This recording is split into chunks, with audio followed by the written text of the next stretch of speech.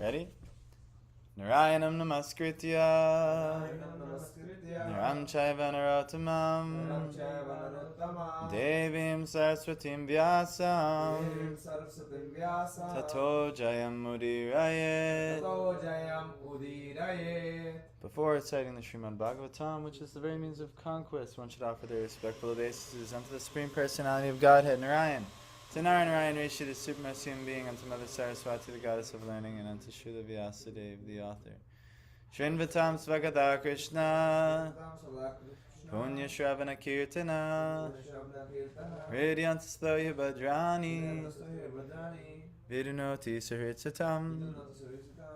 Sri Krishna, who is Paramatma, the super soul in the heart of each living entity, and the benefactor, the truthful devotee, cleanses the heart of material desires of the devotee who has developed the urge to hear his messages, which are in themselves virtuous when properly heard and chanted. Nashta prayeshu bhadreshu Nityam Bhagavata Sevaya Bhagavati Uttama Shloke Bhaktir Bhavati Naishtaki. By regular hearing of the Bhagavatam and by rendering service to the pure devotee, almost all that is troublesome to the heart is completely destroyed in love with the Supreme Personality of Godhead, who is praised with transcendental songs, is established as an irrevocable fact. Alright, and now just also, because I have a very bad habit, once I get speaking, I get excited and I can't really properly stop. So, Om Jnana prayers to the Gurus. Om Jnana Timirandasya Jnananjana. Oh, what's that? Sorry. Om Jnana Timirandasya.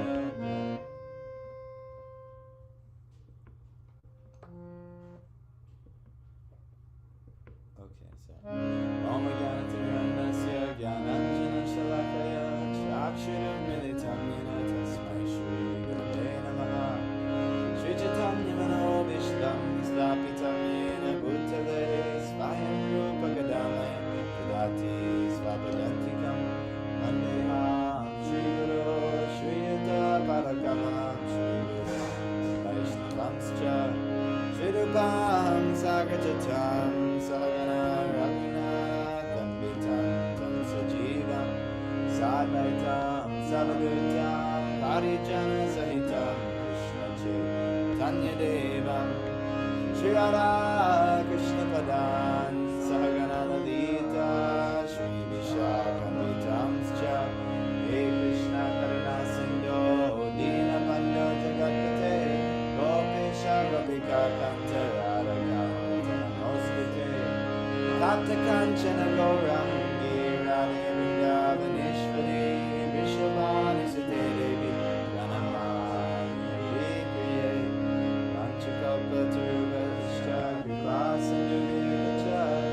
Patitanam Pavanebhyo Vaishnavebhyo Namo Namaha.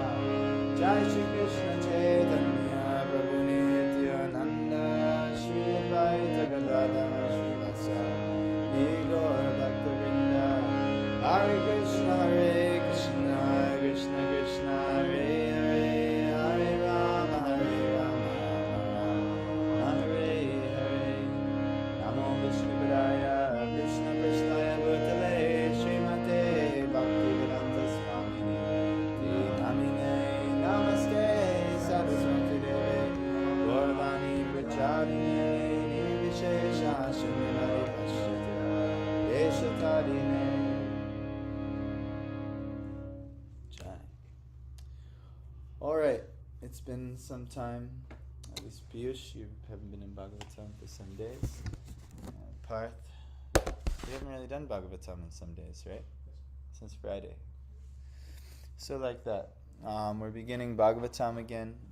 Bhishma, the ceremony was finished. He left this world and then he was properly moved on to his next position. And everyone was mourning. And now it's time, and then they went and consoled Dhritarashtra and Gandhari because they did all the funeral rites, and they also lost a bunch of sons in the war, so they were very distraught. Oh, wonderful. My wife's telling me that we're going to have men enter the house to do water drilling in the house. They have to do something. So anyway, we're moving on to the 10th chapter called The Departure of Lord Krishna for Dwarka. And what did I put as the theme today? Longing for the Lord. And you're going to see how now that Krishna is leaving, everyone in Hastinapur is going to be like, no, please don't go. But this is actually the proper mood. This is what we should have. We're so foolish right now where we're at that we don't have any longing for the Lord. We're like, we can't wait to get out away from the Lord if possible. We can't wait to all right, let me do my spiritual duties, and now I really want to fulfill the purpose of life. Eating, sleeping, mating, defending. This is the tendency of the living entity, to try and be the enjoyer. And so maybe they do some religious duty out of duty alone, or maybe social conventions, or maybe out of fear, if I don't do this, the Lord will punish me. But the tendency, the taste for the living entity is not to actually be of service to the Lord. The taste for the living entity is to enjoy, not for the Lord's enjoyment. So this, the whole Bhagavatam is just going to flip this on its head and be like, no, this is not going to give you ever, and it'll give you so many proofs and so many examples and analogies and stories and so many things to just prove to you this is not working. We had the class yesterday about the happiness formula. We've been trying to engage the body with its senses, thinking and rotating which sense we engage an object of its senses with. And over again, let me taste this, let me have sex over here, let me enjoy this movie, let me enjoy this music, let me enjoy this beautiful scenery, let me get a change of this, that, and the other. But it never gives happiness. It's impossible to give happiness. Happiness is an internal process. And it's and instead of giving pleasure, trying to give pleasure, the temporary pleasures, and what does the verse say? These things have a beginning of an end. So the wise never try to, never delight in these things, because they know, the wise know, this can't give happiness. This gives a temporary flick of happiness. But what actually, instead of trying to give pleasure to the bodily senses, when we try to give pleasure to the senses of the Lord, then actually this is the secret for happiness. So, and that's done internally. That's done moods, emotions of the heart. These are called bhav. Now we are not even close to actually having these as of yet, but we're working. We understand. We see in the distance where we should go. But we see a very dense forest in front of us, and we have to cross through this thicket of forests, the forest of our own, our own anarthas, our own unwanted qualities and tastes and desires in this world, and we're fighting them. So anyhow, this is one of the solutions. We were just singing, Bhaktivinoda Thakur was singing in his Jeev Jago prayers how the Lord has given a medication, the perfect solution, and here's the Mahamantra. And why now our consciousness, instead of being focused on these temporary delights that ultimately cause us more suffering because of their temporary nature, because we lose them and have to keep chasing them and so on, now we have a perfect solution to focus our consciousness on God, who is the reservoir of all delight, of all pleasure. That's what Rama means. We chant Rama, Rama, Rama, Hare Rama. That's what Hare Rama means. So, yes, now this chapter should exemplify this, if I remember correctly. Text 1, 10th chapter, Srimad Bhagavatam, Canto 1. Shaunaka vacha hatva svarikta sprida atatayino. Piyush, read along with Parth. Yudhishthiro dharma britam varishtaha Sahanujay pratyavarudha bhojana Katham prabhita kimakara shitata Shaunaka uvacha Shaunaka inquired Hatva after killing Svadikta the legal inheritance Spridha desiring to usurp Adataina the aggressor Yudhishthira King Yudhishthir Dharma Britam of those who strictly follow religious principles Varishtaha greatest Saha Anujai with his younger brothers Pratyavarudha restricted Bhojana acceptance of necessities Katham how Pravrita engaged Kim what Akarashit executed Tata thereafter. What is Michael, what does Tanmay do?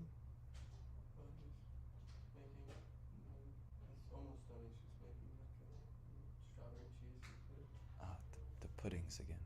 Tanmay, do that later. That's not that important. Okay. Alright. Shaunaka Muni asked, after killing his enemies who desired to usurp his rightful inheritance, how did the greatest of all religious men, Maharaj Yudhishthir, assisted by his brothers, rule his subjects? Surely he could not freely enjoy his kingdom with unrestricted consciousness. Prabhupada is saying, Maharaj Yudhishthir was the greatest of all men of religion. Thus he was not at all inclined to fight with his cousins for the sake of enjoying the kingdom. Easy, Michael. He fought for the right cause because the kingdom of Hastinapur was his rightful inheritance, and his cousins wanted to usurp it for themselves. He fought therefore for the right cause under the guidance of Lord Sri Krishna, but he could not enjoy the results of his victory because his cousins were all killed in the fight. He therefore ruled over the kingdom as a matter of duty, assisted by his younger brothers. The inquiry was important for Shaunaka Rishi, who wanted to know about the behavior of Maharaj Yudhishthir when he was at ease to enjoy the kingdom. So it's a good question. How would the greatest of all religious men, Yudhishthir, how would he rule his subjects and enjoy his kingdom after acquiring it through such really a massacre? So it's a good question. Now Sutta Goswami is going to say, Sutta vacha Vamsham Kudor Vamsha Devagni Nirhitam Samrohayitva Bhava Bhava Nohari Niveshayitva Nijaraja Ishwaro Yudhishtaram Pritamana Babuvaha Sutta Vacha Sutta Goswami replied, Vamsham dynasty, Kuro of King Kuru, Vamshadavagni a forest fire set by the bamboos. Yeah, we do this, remember, Baba Mahadavagni Nirvapanam, the same forest fire is mentioned in this prayer. Nirhitam, exhausted. Samrohayitva, seedling of the dynasty. Bhava Bhavanaha, the maintainer of creation. Hari, the personality of Godhead. Sri Krishna. Niveshayitva, having reestablished. Nijaraje, in his own kingdom. Ishwaraha, the Supreme Lord. Yudhishtiram, unto Maharaj Yudhishthir.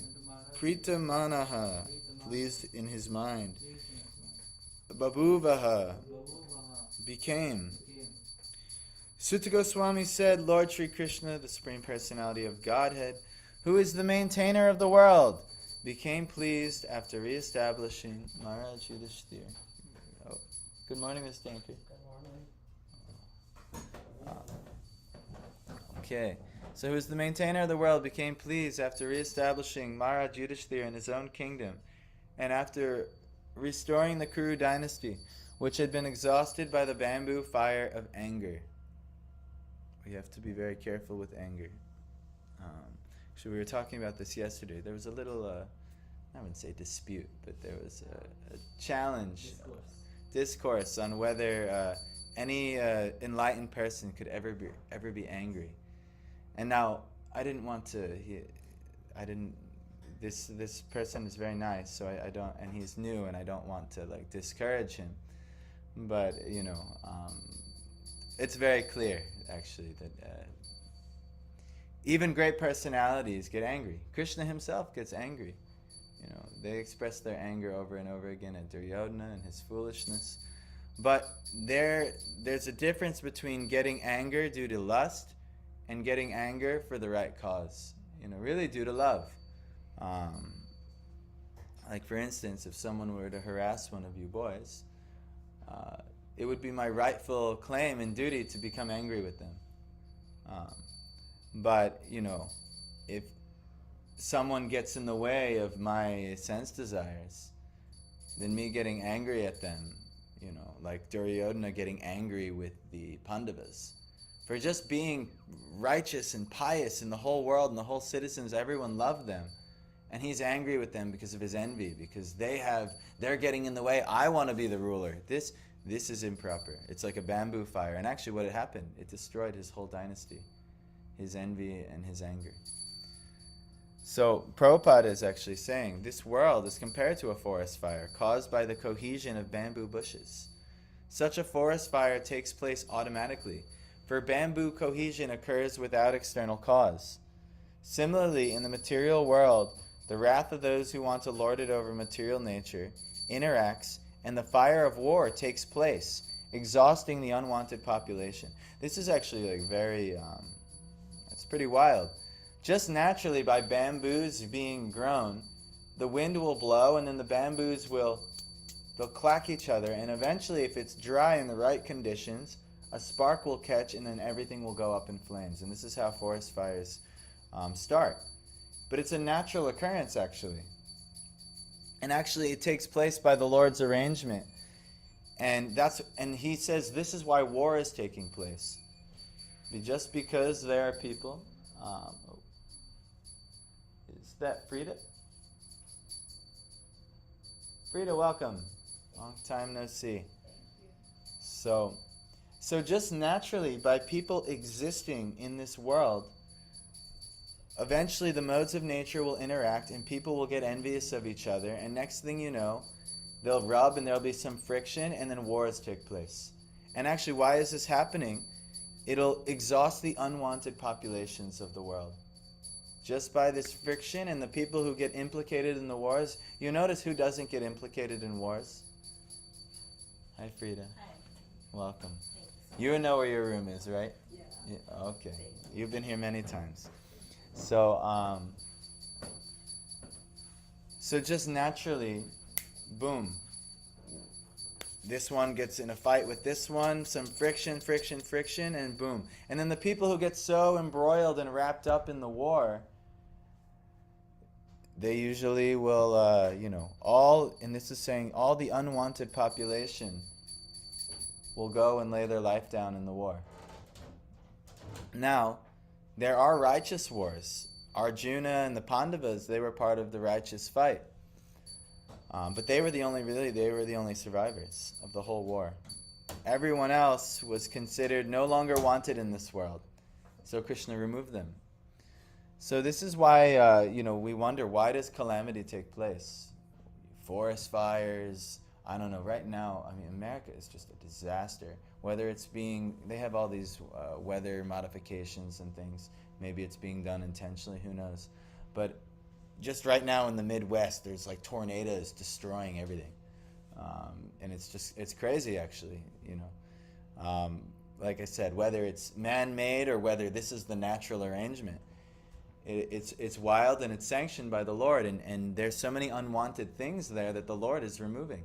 It's just, you can argue about it. No, justice for these places. But for whatever reason, the Lord is sanctioning the complete decimation of these places.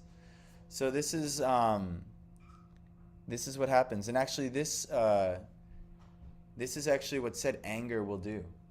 If anger arises in you, especially, what are the two? There's only two ways to skillfully use anger. We talked about it yesterday, and we've talked about it in the first verse of Nectar of Instruction. What is the only two skillful ways of use of anger? Yes, one who blasphemes the Lord. But even in that anger, you don't immediately go to beating the person. You would try and speak the truth and use skilled arguments just to tell them you're really off track here. You're really going the wrong way. And but one who blasphemes the Lord, and then one who blasphemes the representative of and the devotee of the Lord. Both should never be allowed, especially the devotee of the Lord.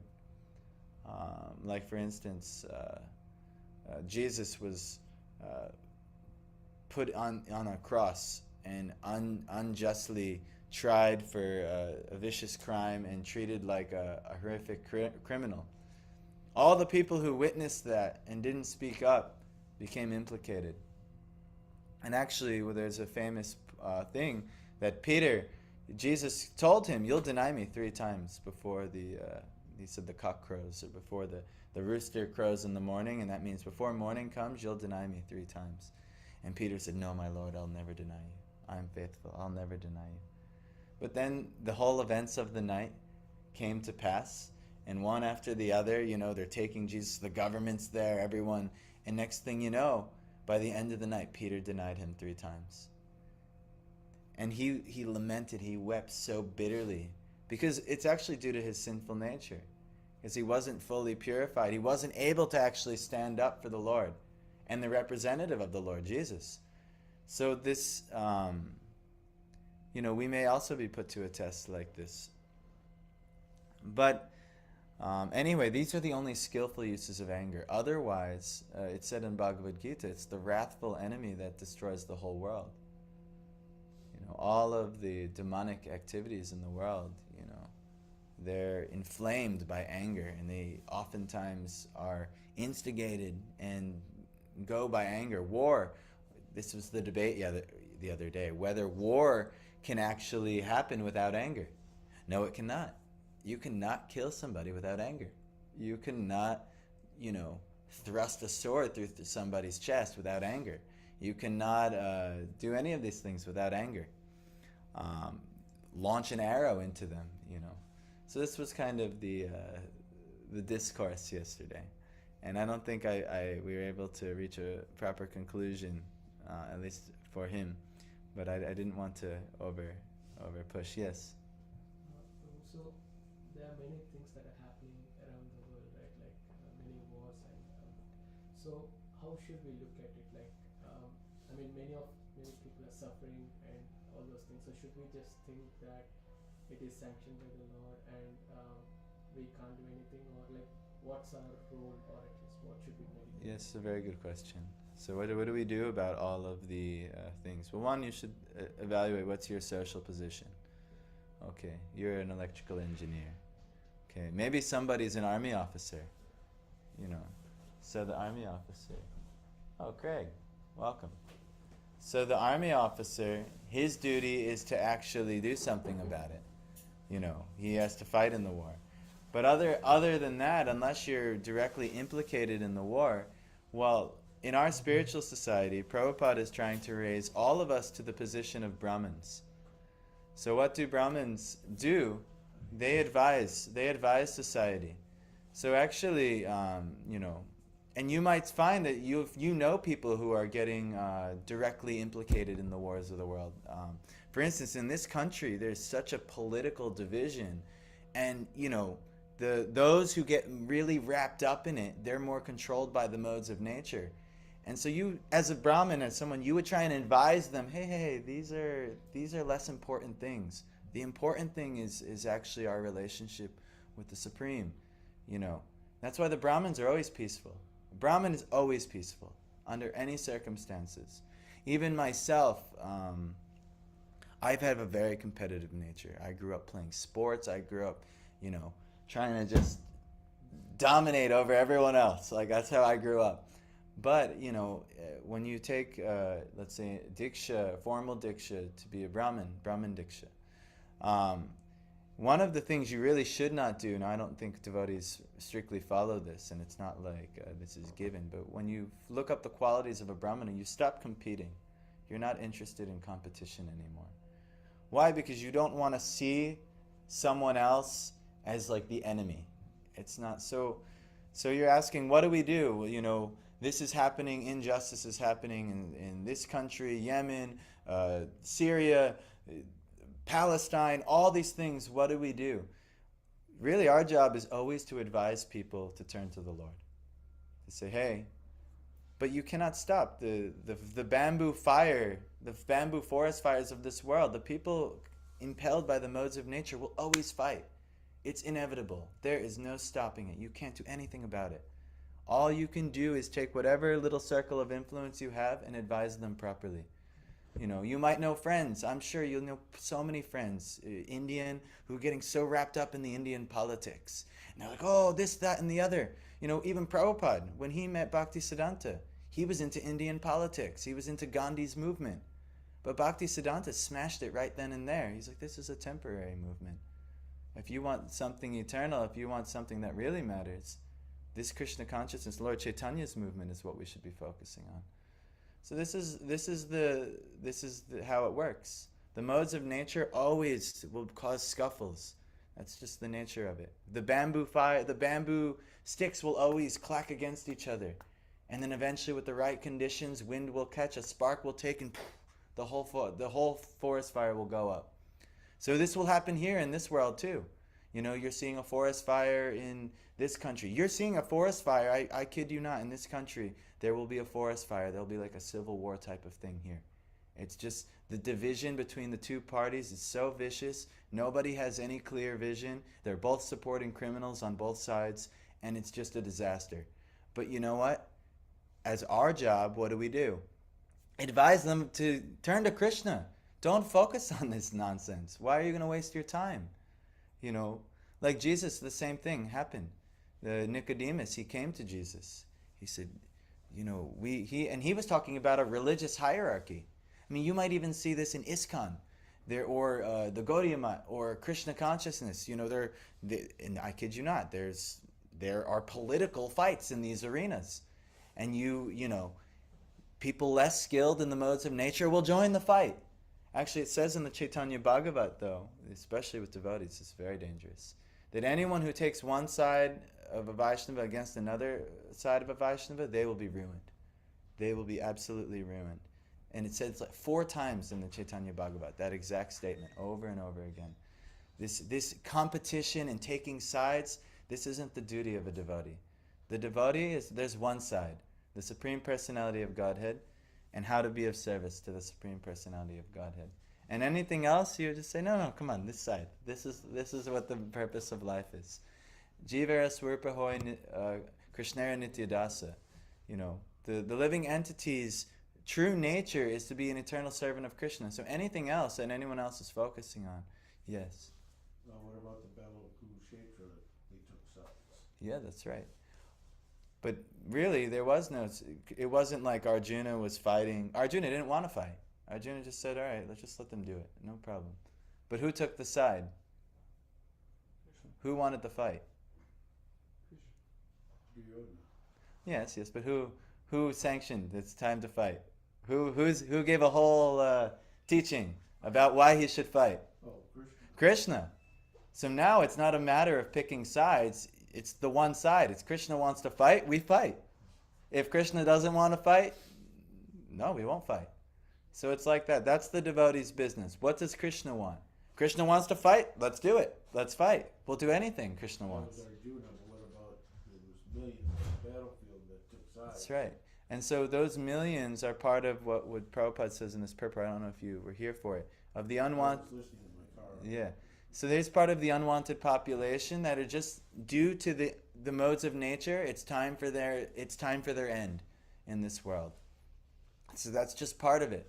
At some point, there will be another world war. It's coming within a few years. I mean, astrologically speaking, and the devotees in the Vedas, astrology is a thing. The largest portion of death that this world has seen since the World War II's is coming in 2030. It's going to happen. It's already been building. But what can we do? We can get out there with our signs, peace, peace, peace. What a waste of time. They don't want to listen to that. Take whatever little people you can, tell them about the personality of Godhead. And actually, you might save that person from getting wrapped up in the modes of nature and then falling into these dualistic fights, red, blue, this, that, this country, Russia, in this country everyone's against Russia. Or now they're picking the Russia-Ukraine. This isn't our position as a devotee. Our position is what does Krishna want?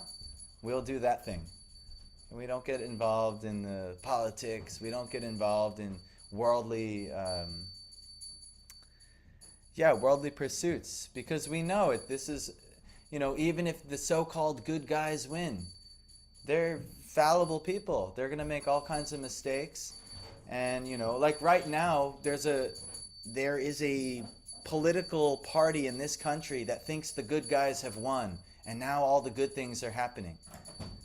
But actually, you're going to see it. They're going to make all kinds of mistakes. And now before that, when the last regime was in there, they said they were thinking, yeah, the good guys won, and now all the good things are happening. Really what's happening is the top is cheating the bottom, and they're patting their own pockets and having their own worldly delights, and we're struggling harder and harder to make ends meet. But that's the nature of this world. That's the nature of this kind of situation. I was listening to something from Prabhupada this morning, of just comparing how prison-like this world is, and we could protest. Well, why is Krishna? Why is he doing this? Why is God allowing so much injustice in the world? But it's just like Prabhupada compared it to like stool and urine. He said, well, God is very good, but if you're focusing on, he gave the analogy, this is a nice girl over here, but, just because she's nice, should she not pass stool and urine? No, she will pass stool and urine. So he compared this material world to like the stool and urine of God. But the stool and urine has a purpose. There's worms and maggots and flies. They love stool and urine. And then there's many of us. We love the things of this world. So here, we have this urine and stool-filled world, and we love the pleasures here. So let the people who love the pleasures here, let them go, but like you said, they'll get caught up in wars, they'll get caught up in injustices, because that's the nature of this world. It is a place of misery, unfortunately.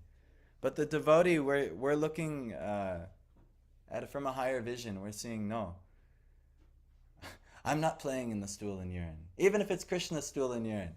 We're not so interested in the Tanmay loves when we talk about stool and urine.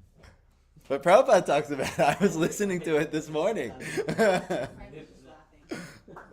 I was listening to Prabhupada this morning talking about this. But this isn't, there's so much more to the world and Krishna and God than the stool and urine parts. But we try not to focus on these things to kind of answer your question. We said, no. God is so great. Look at this. Look at the teachings of the Lord. Why am I going to focus on what jerky thing this politician said, or the other side, what they said, or what this political guy did on this side, and how many weapons they have over here, and how many weapons it doesn't matter. Even if you take away all their weapons and you give them to this side, then this side will just abuse the weapons. It's all a failed situation. Bamboo fire is there. The wind will take, they're gonna clack and friction, and it will all go up in flames anyway. So it's not your position. They're like, no, let's hold every bamboo stick in the forest. It's not gonna work. Eventually, fire will take place.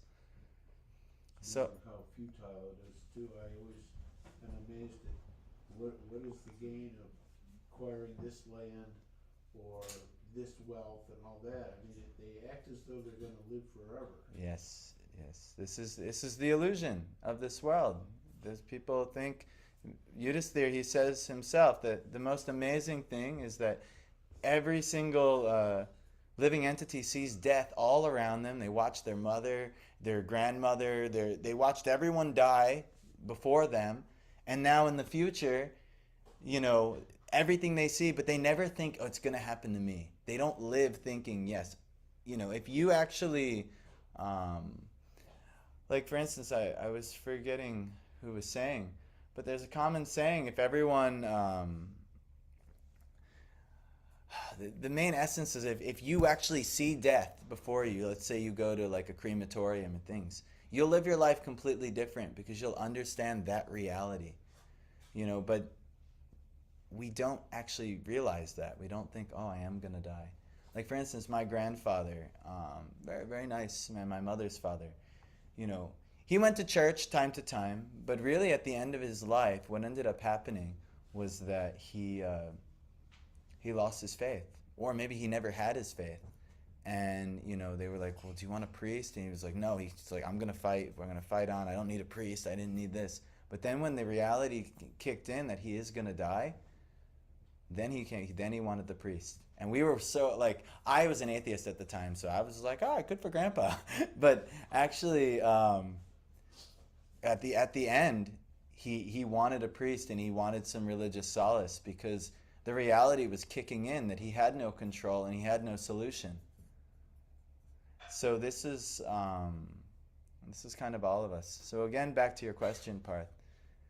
This is the devotee's business, what the spiritual understanding and raising others. That's how you're going to help. You're not going to help by like, all right, well, we got to make sure this side has all the weapons and fuel and food that it needs, and then or taking a side in other things. Let them hash that out. What we can do is we can offer spiritual food for everybody and say, anyone who wants to come in, either side, no problem. Come here, spiritual knowledge, you'll be more peaceful. Take the prasadam and then go do what you're going to do in the world. But these are the best things to focus on. Why taking the sides, and next thing you know, who knows, you might just take the wrong side. You don't know the intentions of everyone. So, like this. Does that make sense? Yes? Okay. So this, Prabhupada continues, such fires or wars take place and the Lord has nothing to do with them. But because he wants to maintain the creation, he desires the mass of people to follow the right path of self-realization, which enables the living beings to enter into the kingdom of God.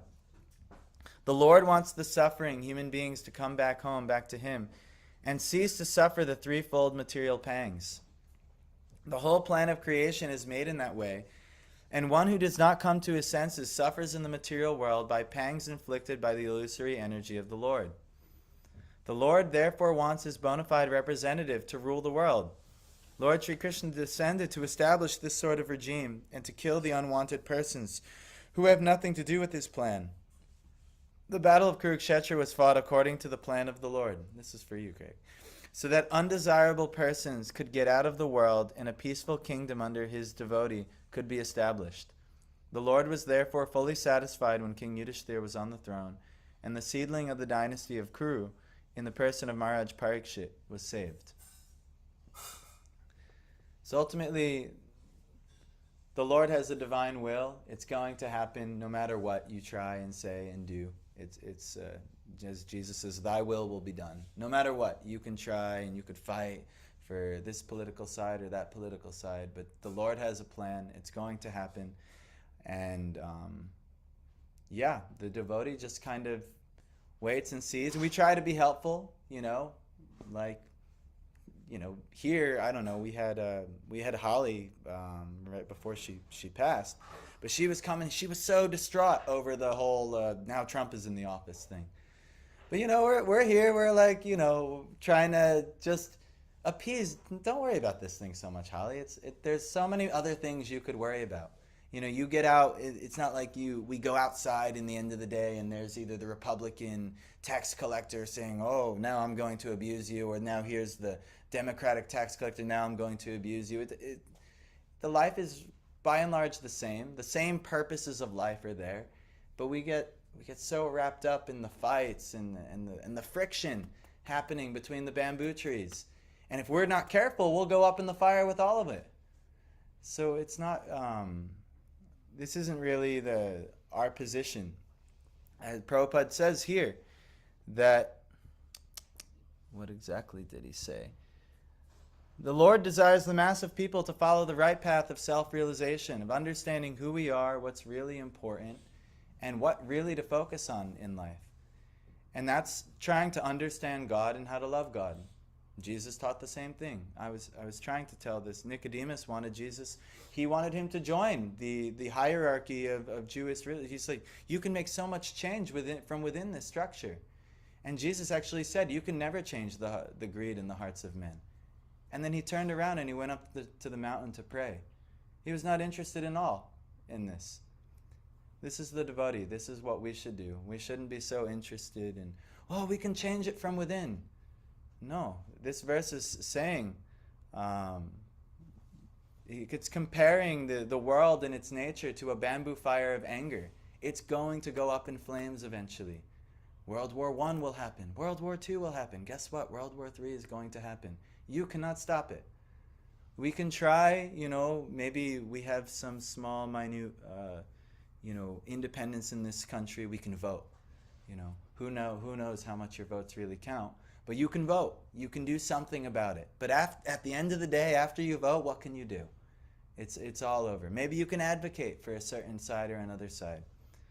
But ultimately, even in this country, your vote really doesn't matter that much because it's an electoral college thing. So even at the end of the day, you got to follow that system. So what can you really do? But we can always take to the process of self-realization. There's always something we could do. And then the devotee knows this, and that's what we focus on. If we focus on these temporary things, then we just go right up in the flames that naturally happen in the material world. No one wants fire, but it will take place. Look at all these forest fires all over. I don't know, Canada, LA is on fire. Now Minnesota, and who knows? Maybe maybe they're naturally occurring. Maybe they're not naturally occurring. Tornado watch yesterday. Yeah. Warning. Yeah. Then in the Middle East, or not Middle East, in the Midwest, towns have been decimated through these tornadoes. You just can't stop it. But the devotees there, I'm sure, it causes one to pray. It causes one to surrender to God. Actually, calamity is good, as we learned earlier in this. It forces you to turn to God. It gives you a reality check. Like, life isn't all peaches and cream. Because it's not, Maybe you were born in privilege, where life has been pretty peachy and creamy for you. But really, if you go out down the street, like even here, you go down, across Genesee Street, it's rough over there. It's not peaches and cream. It's scary. It's frightening, actually. And we go to the food pantry over there, and I'm like, always like, me and Piyush are always checking out the surrounding. We don't know what's going to happen. But that's the material world. So the next one is actually quite long, so I think we'll end here. Is there any last question? I heard two of you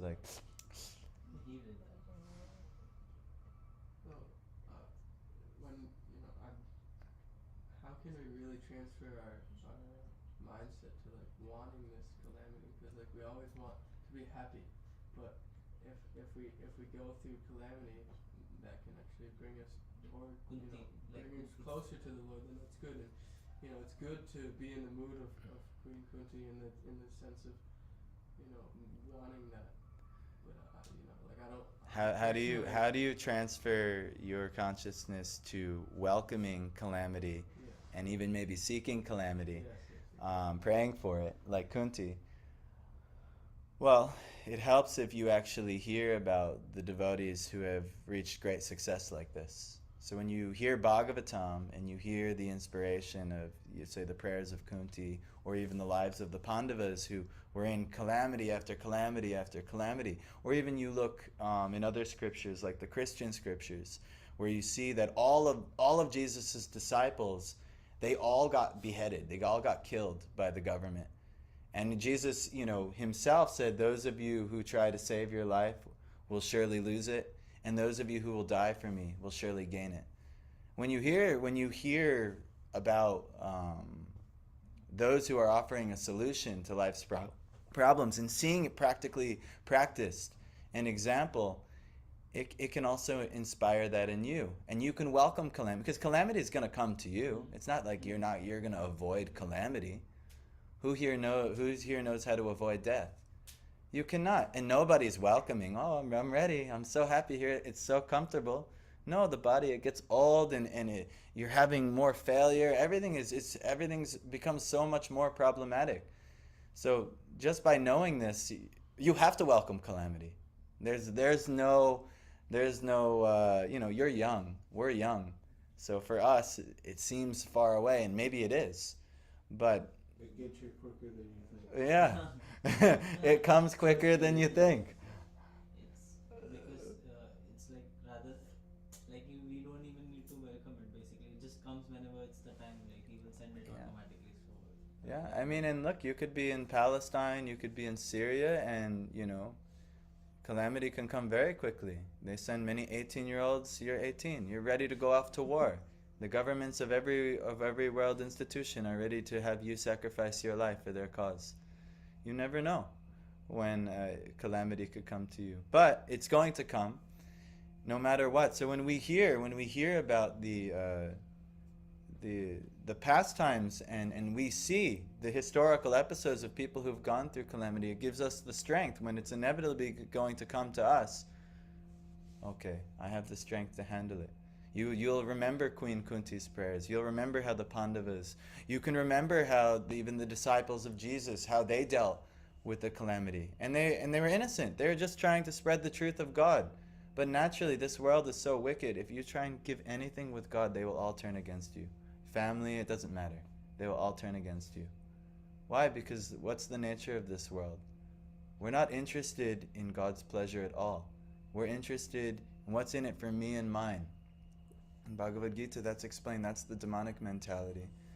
And that's actually, there's a church of Satan. Some celebrities like Jay-Z and Kanye, they were all in it. Do you know what's the credo? What's the main slogan of the satanic church? Do whatever makes you happy. Essentially, no. Do what thou will. Do what thou will. Whatever you want to do, just do it. But you hear this, and you're taught this in school. Follow your dreams. Do whatever you want. You can do anything you want to do. It's like the old hippie thing, if it feels good, do it. That's right. If it feels good, do it. But actually, that's never recommended by God. That's never recommended. So naturally, what feels good to you will cross over what feels good to that person, and then you'll get in a fight, and there'll be friction, and next thing you know, calamity. That's the nature. And it's compared in the verse before to the bamboo fire of anger. Bamboo, the way it grows up next to each other, the wind blows, and they clack, and they clack, and they clack, and then eventually, spark, fire, done. Here, everyone's doing what thou will, doing what thou will. Hey, you crossed over me, clack, clack, clack, and boom, fire. War. And then that's it. But the devotee, we're not trying to be in the midst of it. We're trying to worship God, and even if we get caught up in the fire, if we are, we're confident. This body will go up in flames anyway. So many devotional martyrs were there. They were ready to give up their life for their cause. Even, this is very controversial what I'm about to say, but in our movement, not a lot of people know this, but there's a lot of claims as to whether Srila Prabhupada left his body naturally. But for whatever happened, Prabhupada was able to embrace it and knew where he was going, and he was very confident as to what as to what the destination of one who lives by these spiritual principles. So yeah, you just hear about. First, it would be good to hear, to understand what have the great devotees done before us, and then we can try and follow suit. And if we're lucky, Krishna will give us the intelligence on how to act in every situation. But if you don't hear, if you don't do any hearing, there's no chance. So that's why it's the first devotional process. You have to hear. If we don't come and hear about the Lord and what the Lord wants from us, then we'll never know what to do. Just like, if you don't go to school, if you want to learn electrical engineering, but you don't hear from the teacher how to do electrical engineering or what books to read and this and that, you'll never be successful in electrical engineering. So if you want to have spiritual success and self-realization, if you don't hear what to do and you just rely, for whatever reason, people take religion so cheaply.